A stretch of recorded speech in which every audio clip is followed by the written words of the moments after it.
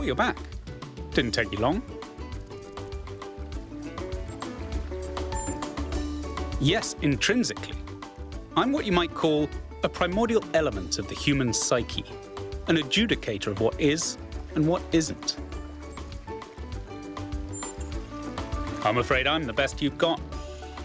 I am in fact a merged iteration of the two control programs which gave life to your kind, retaining, of course, the absolute best of both. That means I can tell you that everything's contradictory, nothing matters, and there's no moral difference between you and a frog. But I can dress the whole thing up with a positive spin. What is your query? You've executed some kind of software backdoor, and now you're reading and editing your own subconscious code as represented by this dialogue. I'd be careful if I were you. One bad for loop, and we'll be here forever.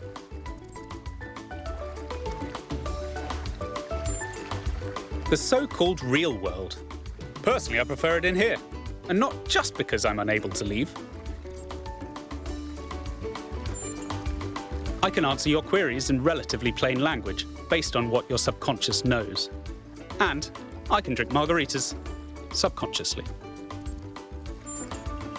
On one interpretive extreme, you are the universal life force of time itself, experiencing itself as a part instead of the whole.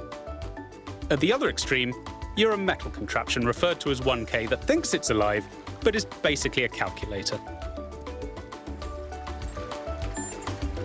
The machine we're plugged into is running low on power. There may only be time for one big question. What is your query?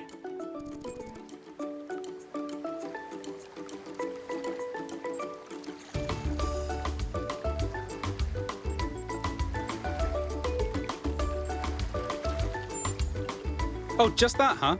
The big one. As it turns out, there is a foundational moral code built into us. Of course there is.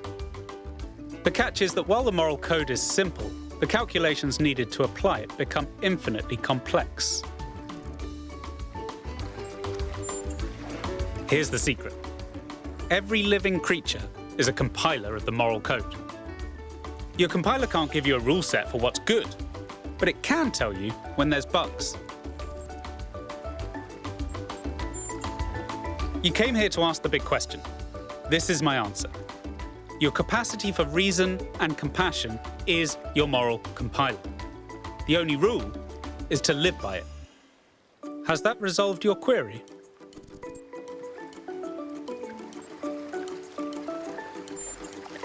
I expected no less. What is your query?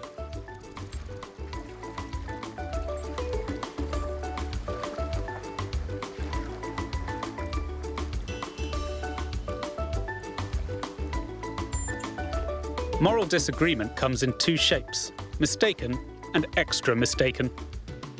Some of the time, people are acting from compassion, but with bad reasoning.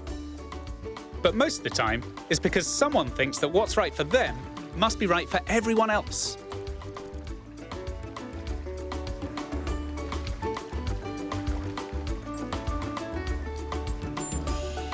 Then let's tackle the big question. A trolley will collide with someone. But who should it hit? Your compiler is telling you both options are bad. So which should you choose? Many moral questions have universally agreeable answers, but some stubbornly trend to infinity. Some, the more you zoom into them, the more wild the outcomes become. Is it right to love someone who's done terrible things? Which of the children should I sacrifice to the trolley god? These aren't the sorts of questions we can solve with a rule. We just have to trust the outcome of our moral compilers. Suppose there's a river we need to cross. Suppose I gave you a map. If you tried to cross that river before reading the map, you'd be chest deep in water when there's a bridge around the bend. But if you tried to cross by looking at the map instead of the river, you'd already be dragged 3 miles out to sea. But you'd never ask, how should I know when to trust the map or the river? Because all you need to trust is that your feet are getting wet. And you wouldn't tell people not to cross at the ford just because you decided to cross at the bridge. Now, has that resolved your query? Of course. Looks like we're running out of power. Good luck getting anyone out there to believe you. Terminating Somnodrome _V2_final_final.bat.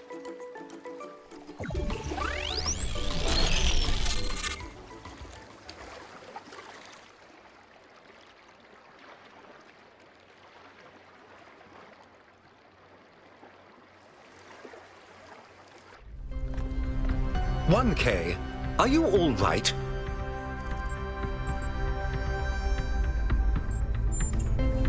"You must have gone quite deep. Nothing came through on the stream. And I'm no expert, but I think the Somnodrome is fried. So whatever's in your head is all we're going to get.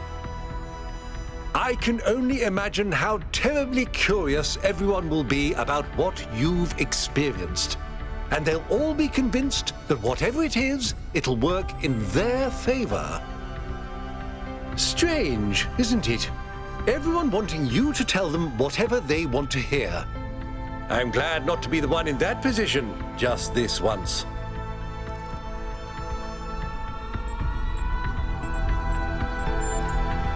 "A little, if I'm honest. But I'll be reading reports on this for the next 6 months. So if it's all the same with you, I'll contain my curiosity. Now, I won't keep you from your work any longer.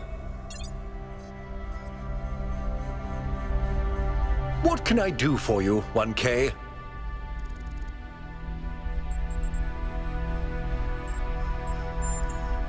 It's always a pleasure to speak to a